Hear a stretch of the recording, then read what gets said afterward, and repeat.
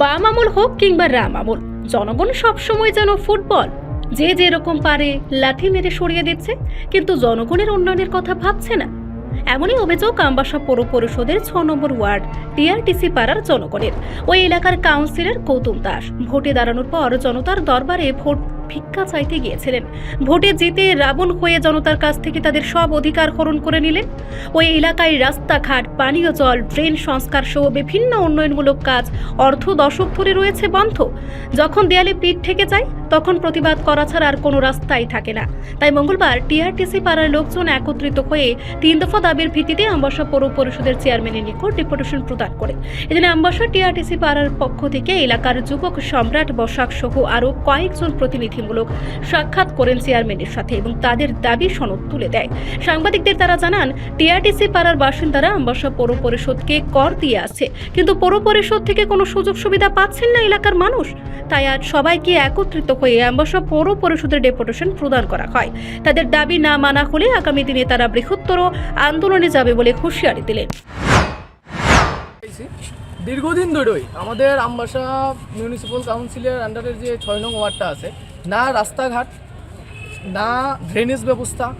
তারপরেও আমরা যখনই যে কোনো একটা পঞ্চায়েত প্রতিলিপি হোক বা অন্য কোনো কারণে যখন পঞ্চায়েতে আমরা আসতে লাগে, বাইর করতে লাগে, তখন আমরা দেখবো আমরা কর দেওয়ার লিগা তো অবভিয়াসলি সবাই আমরা দিতেছি, কিন্তু করটা আমরা কিসের দিতেছি? যখন সরকারি প্রধানমন্ত্রী আবাস যোজনার ক্ষেত্রে তখন আমরা ফরেস্ট রিজার্ভ জায়গা আমরা কোনো ধরনের সরকারি সুযোগ সুবিধা পাইতাম না। তাহলে পৌর করটা তো নিলে আমরা সেন্ট্রাল গভর্নমেন্ট নিব, তাহলে পৌরসভা যদি কর নিতে পারে তাহলে কী কারণে আমাদেরকে সেই ধরনের ফেসিলিটি আমরা দিত না?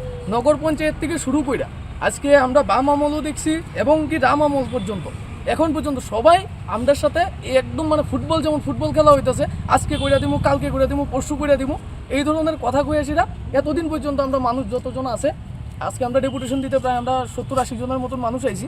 এটা শুধুমাত্র আমরা ট্রেইলার যে আমরার এরিয়া প্রত্যেক জায়গায় ডেভেলপ হইতেছে। আজকে হঠাৎ কলোনি জায়গাটা দেখেন ডেভেলপ হইতেছে, সব জায়গায় ডেভেলপ হইতেছে। জুনে থাকা সত্ত্বেও টিআরটিসি পাড়া ৬ নং ওয়ার্ড আজকে একটা রুগী নেওয়ার লিগে যদি কোনো একটা টমটমরে ফোন করা হয় আপনারা এরিয়াতে যাইতাম না, কারণ রাস্তাঘাটের ব্যবস্থা খারাপ। যখন একটা বৃষ্টি হয় তখন আমরা বাইক নিয়ে গাড়ি নিয়ে আমরা বাড়িতে ঢুকতে পারি না, রাস্তার মধ্যে রেখে যেতে হয়, কারণ কি লিগে ড্রেনেজ সিস্টেম ভালো না। এতদিন পর্যন্ত হওয়ার পরও আজকে প্রায় 7 বছর 8 বছর আমরা আগের গভর্নমেন্ট কি করছে সেটা আমরা দেখার বিষয় না।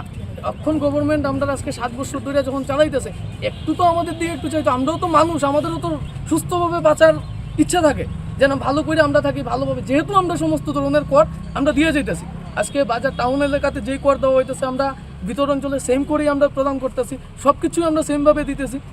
তারপরেও কি লিগে আমরা এই ব্যবস্থাপনা আমরা পাইতাম না, সরকারি সুযোগ সুবিধা থেকে কি লিগে আমরা বঞ্চিত থাকুক, এই দাবিতে আমরা 3 দফা দাবিতে আজকের আমাদের এই যে ডেপুটেশন, যদি আমাদের কর্তৃপক্ষ আমাদের অতি সত্বর এই দাবি পূরণ না করে তাহলে আমরা কোনো রাজনৈতিক না, এটা হয়েছে সর্বপ্রথম আমাদের নিজেদের যে আমাদের খাদ্যবস্ত্র বাসস্থান, এটা আমাদের প্রয়োজন। আমরা যেভাবে লাঞ্ছিত হইতেছি এটার লিগে আমরা বৃহত্তর আন্দোলনে যাইতে আমরা বাধ্য। আপনারা কি প্রধান এলাকায়? না, আপনার কাউন্সিলর কি? আমাদের কাউন্সিলর হচ্ছে গৌতম দাস, কিন্তু উনি ভোটে জেতার পর আজকে প্রায় এক সেশন গিয়ে আরেক সেশন শুরু হওয়ার পথে, তাই না একদিনের জন্য গিয়েও কোনো মানুষের সাথে আমাদের পাশে দাঁড়ায়নি, আমাদের এখানে যায়নি, কোনো ধরনের কোনো কথাবার্তার লেগে তাই না যদি ফোন করা হয় তাই না ডাইরেক্টলি এই কথা কয় আমার এখন সময় নেই। রিপোর্ট সংবাদ প্রতীক্ষা।